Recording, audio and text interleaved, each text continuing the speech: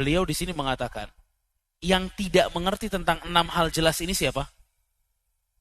Orang pinter, orang cerdas, padahal penjelasannya orang awam aja bisa ngerti.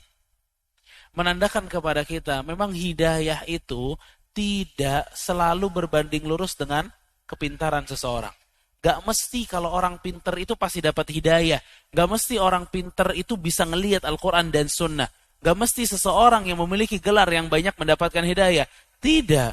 Dan kita buktikan sendiri. Mungkin kita bagian dari mereka. Orang-orang yang tidak memiliki gelar yang banyak. Tapi kita mengikuti apa yang Allah dan Rasul katakan. Sedangkan di sebelah sana, di bagian yang lain, ada orang gelarnya banyak. Tidak mau mengikuti Al-Quran dan Sunnah. Ya.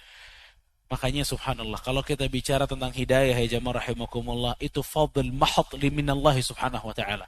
Karunia, murni karunia dari Allah subhanahu wa ta'ala. Hidayah tuh murni karunia dari Allah subhanahu wa ta'ala. Kita bisa belajar kayak gini, ini murni karunia dari Allah subhanahu wa ta'ala. Rahmat dari Allah subhanahu wa ta'ala. Sekarang kalau mau dipikir jamaah rahimakumullah, pamannya Rasul alaihi salatu wassalam, Abu Talib, bayangin Abu Talib, pamannya Rasul sallallahu alaihi wasallam. Dia hidup lebih dari 10 tahun bersama Rasul sallallahu alaihi wasallam. Dia selalu mendengarkan apa yang dikatakan Rasul kepada masyarakat tentang Islam. Dia membela Rasul sallallahu alaihi wasallam. Panitia kajian pertama loh ini Abu Talib. Panitia kajian pertama siapa? Abu Talib. Abu Talib yang bilang kepada Nabi sallallahu alaihi wasallam, "Kamu dakwah, saya pasang badan." Ini panitia kajian pertama, cuma yang gagal. Ada panitia kajian pertama juga yang berhasil. Siapa? Khadijah radhiyallahu anha. Dia yang menyokong dakwahnya Nabi sallallahu alaihi wasallam. Bayangin ya, antum coba kalau kita mau fikir dengan akal kita sendiri, Abu Talib pamannya Rasul, dekat sama Rasul sallallahu alaihi wasallam, ngobrol selalu sama Rasul sallallahu alaihi wasallam. Bahkan di tahun-tahun terakhir kehidupannya Abu Talib tinggal bersama Rasul sallallahu alaihi wasallam. Tapi seluruh privilege ini nih tidak menjadikan Abu Talib dapat hidayah.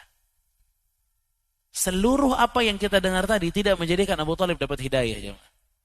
Kita dapat. Kita gak dekat sama Rasul SAW.